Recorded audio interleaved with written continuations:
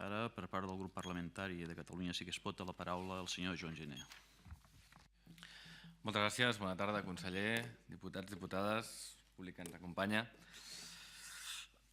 Jo començaré dient que he tardat minuts a saber en quina comissió estàvem.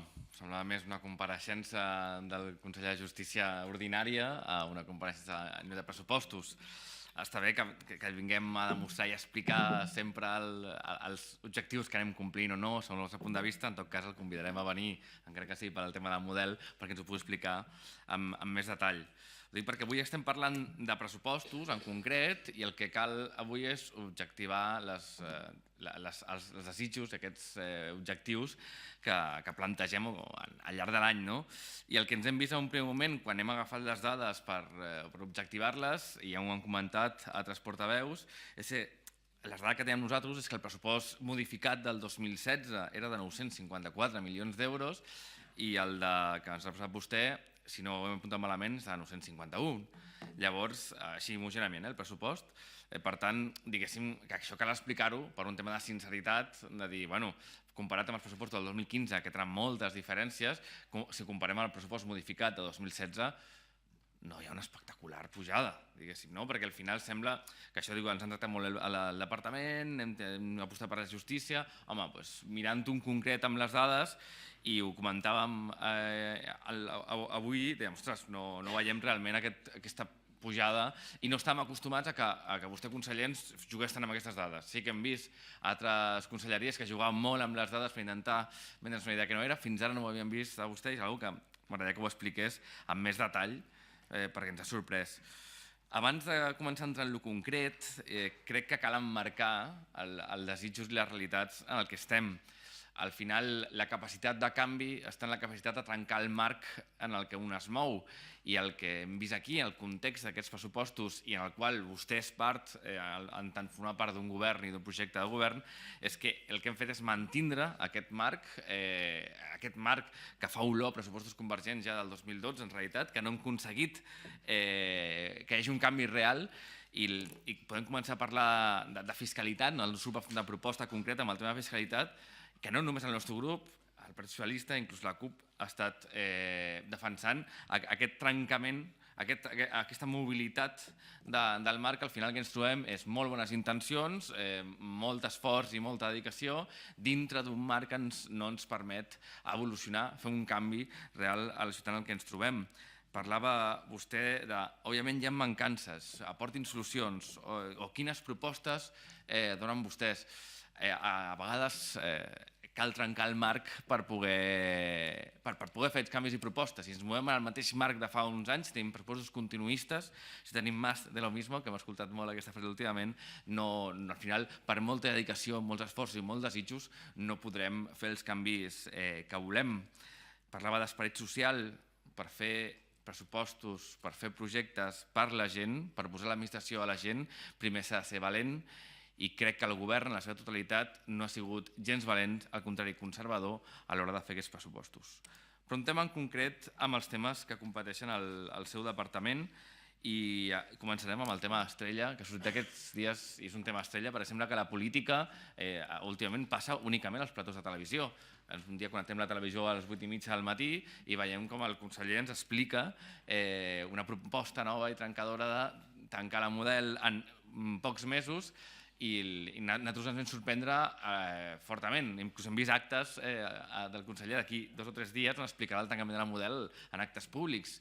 I ens aclaria, nosaltres hem demanat una reunió personalment amb el conseller del departament i hem demanat també la seva compareixença en un futur. Si té tantes idees tan innovadores i tan positives, ens agradaria que ens ho digués i que ho compartíssim, perquè realment podem compartir moltes dels objectius que té, però no volem que això es transformi en un espectacle mediàtic, perquè això sempre comencem a sospitar. I per què comencem a sospitar? Perquè tancar la model té coses positives. Té coses positives realment, i nosaltres ho hem dit molt. És una presó obsoleta, és una presó que fa molts anys que es vol tancar i que ha hagut inclús acord parlamentari durant molts anys per tancar la model, i perquè creiem que els centres penitenciaris ha de ser un centre de garant de drets humans i la infraestructura de la model no garanteix això, i per tant això és una prioritat que passa per sobre de tot el que més a l'hora de pensar en el tancament de la model. I crec que avui no escoltarem ninguna opinió en contra o absolutament en contra d'aquest tancament, sinó que hi hem d'anar treballant i hem d'anar treballant conjuntament. Té coses també que són negatives en aquest punt. Estem preocupades per la demora que es dona a la construcció del centre preventius de Zona Franca, que sembla que això tingui que venir al cap de molt i molt de temps, que això en política molt i molt de temps al final és mai. Ha hagut un treball impecable amb l'Ajuntament de Barcelona a l'hora de tancar aquest conveni, que cal felicitar-se per les dues parts. Ara els toca treballar a vostès perquè aquest centre de preventius estigui com abans possible construït, perquè veiem que generen certs problemes. I hem comentat el problema dels treballadors, que és un que ara entrarem, però a mi em preocupa un problema molt rellevant, que és el de les famílies dels presos.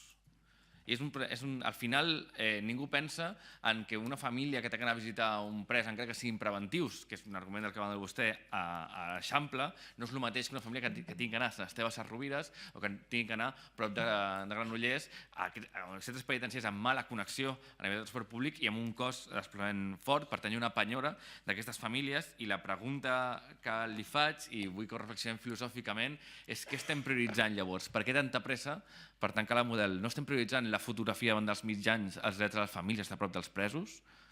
Jo crec que aquí hauríem de pensar-hi una mica. Tornem al tema dels treballadors i treballadores d'aquests centres, els funcionaris i els interins. I dic els interins perquè cada cop n'hi ha més, i això és un problema que hauríem d'afrontar. Els treballadors i treballadores no només tenen dret a conservar el seu lloc de treball, que fins ara ha hagut una expressió light d'aquesta voluntat, sinó que els interins que hi ha, que cada cop són més, haurien de també tenir dret a conservar el seu lloc de treball, que fins ara això no s'ha assegurat, i el que volem és un compromís de que no hi haurà modificació amb els llocs de treball dels propis interins, que no acabi sent el tancament de la Model un acomiadament encobert de molta de la gent que són interins per un tema legal, però que porten tants anys que podríem dir que són els que tenen les claus de la casa.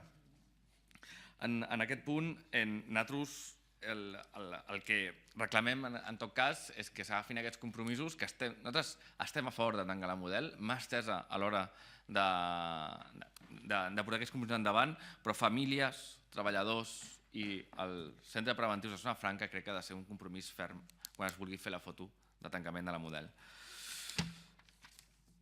Seguim. Un dels temes que hem treballat prou i des d'aquest grup parlamentari hem estat molt actius aquest any, que són els departaments especials de règim tancat, els DERTs i els suïcidis, que es parla poc, que s'han produït en aquests departaments i que segueixen produint. En aquest cas, creiem que cal, si volem trencar el marc en el que estem, si volem fer un canvi real i profund, creiem que aquesta ovella negra, aquest pou del sistema penitenciari català ha de desaparèixer o canviar radicalment. Ara mateix estem en una comissió, després de que la coordinadora contra la tortura vingués a explicar-nos el que passava allà dintre. Estem treballant-hi. Realment, vostès estan fent un pla, ha anunciat vostè un pla per fer canvis en això. Estaria bé que ho compartís amb la comissió mentre estem treballant, perquè si no al final trobarem dues propostes diferents i potser no estem tan d'acord com sembla. En aquest cas perquè modificar els costa també diners i no hem vist un augment significatiu perquè això es pugui donar a terme aquest any 2017. I parlem de drets humans, parlem de presons i parlem d'una de les estrelles mediàtiques també, quasi, que jo estic dient que està utilitzant el seu departament, que estem molt d'acord, que és el protocol d'Istanbul. I realment estem molt d'acord, estem compromesos amb tirar això endavant, però és que al final veiem que ho diu molt, i realment qui s'està formant són els elements mèdics, el personal mèdic. Quins avenços s'ha fet amb els funcionaris de presons i si realment això s'està portant a terme, perquè realment no hem tingut cap input en aquest sentit i creiem que és un tema suficientment sensible perquè no sigui només una foto cara a mitjans, no sigui un apunt social a la política social del departament, sinó sigui una realitat que es dugui a terme a les presons.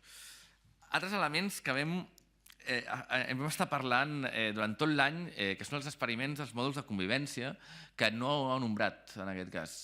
Llavors, des del meu punt de vista, és un experiment pioner que s'està portant aquí, que cal veure els resultats d'aquest experiment i cal extendre-ho a la majoria de centres penitenciaris que tinguem a Catalunya. No ho ha nombrat, sembla que per vostè no sigui una prioritat. Jo crec, i crec que és algú que la majoria de drets humans defensen, que la reinserció es dona amb una qualitat també durant el presidi, i creiem que les molts documents poden ser un accelerador, un desllorigador per augmentar aquests índexs de reinserció, que vostè diu que són dels més alts d'Europa i del món. No acaba de ser veritat, hi ha països europeus amb índexs de reinserció moltíssim més alts i ens hem d'emmirallar amb ells perquè sigui així. I crec que en el tema de molts documents hauríem de veure quins plans tenen, si realment hi han invertit o no hi han invertit, i si volen fer alguna cosa aquest any. Clar, veient que el pressupost total tampoc és que varia tant del 2016 al 2017, potser al final es quedem només en paraules i no hi ha canvis de profunditat. On sí ens agradaria preguntar-li sobre el model, més que sobre la inversió, que em sembla molt bé que es pugi la inversió en el Centre d'Iniciatives per a la Reinserció, en el CIRE. Realment nosaltres no estem preocupats en aquest cas per l'infra o per l'infrafinançament del CIRE. Creiem que és una iniciativa que ha d'anar sola, que ha de caminar sola, que ha de tenir tota l'ajuda necessària que tingui el departament. L'important és pensar quin model estem creant amb aquest centre amb els diners que ja portem. No sé si vostès han vist les pel·lícules, surten els presos americans picant pedra al costat. Al final un CIRE pot ser un esclavatge o pot ser realment una eina de reinserció. No, pot ser una cosa o l'altra. Nosaltres volem que sigui una eina de reinserció. Cal que els treballs que els interns facin allà siguin treballs que no siguin maquinària reproductiva, sinó siguin treballs que aprenguin alguna cosa, serveixi també com a tema d'educació. Cal que se'ls respecti els drets laborals, cal que hi hagi algú mirant o preocupant-se dels seus drets laborals allà dintre, les seves condicions de seguretat, que fins ara eren les pròpies presons. Això cal modificar-ho, perquè realment el que creiem és que el CIRE ha de ser un primer pas, un prepàs, un pont, com deia vostè, i ara entre presó i comunitat, que serveixi per formar, que serveixi per adaptar, i que no sigui una màquina, sobretot, que no sigui una màquina de guanyar diners per part de l'administració, sobretot això. És molt important, perquè si no al final passaríem a usar els presos com una eina del liberalisme i no hauria de ser així. Parlant de pont comunitat, entenc l'esforç que s'està fent entre les entitats que fan de pont. La reinserció bàsicament es basa en aquest pont, si és un pont que està ben fet o està mal fet. Parlava amb entitats que porten el mòdul de Brians 1, on hi ha interns amb diversitat intel·lectual i funcional, i realment el que veiem és que estan atrapades, lligades de mans i peus, perquè el que veiem és un bucle, un circuit bucle que al final acaba portant aquests presos fora i tornar a delinquir per entrar, presos amb aquestes diversitats, que al final va provocant que aquestes entitats estiguin col·lapsades. I quan ens juntem amb elles diuen que això és un no parar, cada cop hi ha més, i realment es senten col·lapsades. Llavors, quins són aquests ponts? Es fa un pacte amb el tercer sector, però realment cal ficar-li no una mica d'esforç, sinó que ficar moltíssim esforç si volem que la reinserció a Catalunya sigui més gran. I sense trencar el marc que hem parlat abans, sense ser valents, no es pot fer política a la gent, sense ser valents no aconseguirem trencar aquests bucles i aquests retorns forçats de molts dels presos que no acaben d'adaptar-se un cop surten dels nostres centres penitenciaris. Entenent, i això sí, que l'acaba amb una nota positiva, que la prioritat del departament sigui que hi hagi pocs presos als centres penitenciaris, és bona. O sigui, tenim masses presos als centres penitenciaris, cal que les mesures alternatives s'impulsin, que el tercer grau s'impulsi. Realment tenim molta més gent de la que hauríem de tenir a les presons a Catalunya, i és una realitat, i és quelcom en el que hem de treballar aquí, amb l'entono al govern que segueixi amb aquesta línia, perquè no estaríem tan preocupats i no estaríem aquí fent aquest tipus de declaracions si realment no tinguéssim aquest volum ingent, que a vegades culpa el Codi Penal realment, que tenim a les presons catalanes, que no ajuda a la societat en la que vivim. 4 comentaris amb el tema del jutjat, que crec que són rellevants. Hem de digitalitzar la justícia. L'hem de digitalitzar i és urgent.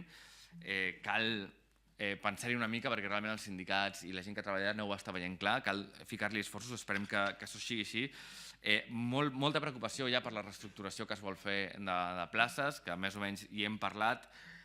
Cal garantir que no hi ha pèrdues de treball, cal garantir que no hi ha pèrdues de ni de llocs de treball, ni de qualitat, ni de privilegis que puguin tenir els treballadors i treballadores que treballen als jutjats cada dia.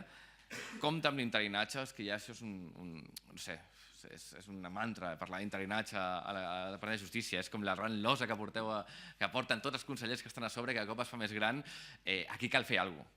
Cal fer alguna cosa, i a vegades renunciar explícitament a places tampoc és una bona política, tot i que entenc la voluntat d'obrir un concurs d'oposició, tampoc és una bona política, haurem de trobar un desllorigador, perquè si no al final... Senyor diputat, hauria d'anar acabant. Un minut. El conflicte entre un i altre provoca que la llosa de l'interinatge, que al final no és que siguin interins perquè ho siguin, sinó diu perquè a nivell formal ho són, però després tenen les claus als jutjats perquè porten tants anys allà i fan tasques tan estructurals que ningú es creu que siguin interins. I per últim, i un tema que vull preguntar-li que em sembla suficientment rellevant, és el tema dels desnonaments, que heu fet menció. Cal afrontar aquest tema. Jo crec que des del Departament de Justícia es pot ajudar molt amb aquest tema. Tenim el cas de Reus de pobresa energètica, on no es va notificar o no s'havia notificat la pobresa energètica en la que vivia aquesta persona al moment del desnonament. I així com ha fet l'Ajuntament de Barcelona, crec que el Departament de Justícia, i hem presentat propostes en aquesta línia, que treballarem d'aquí poc, cal, en tot cas, definir un protocol de notificacions de pobreses. I parlo de pobreses en general, quan un funcionari, qualsevol funcionari, no només el que va notificar, qualsevol funcionari vegi aquest tipus del departament, vegi aquest tipus de pobresa, sigui habitacional, sigui energètica, sigui com sigui, hauria de tenir una coordinació específica amb els serveis socials per trobar sortides que a Barcelona s'està donant, i crec que això alleugeraria molt el gran mal endèmic que tenim de la pèrdua de vivenda de les famílies catalanes. Moltes gràcies. Gràcies, senyor diputat.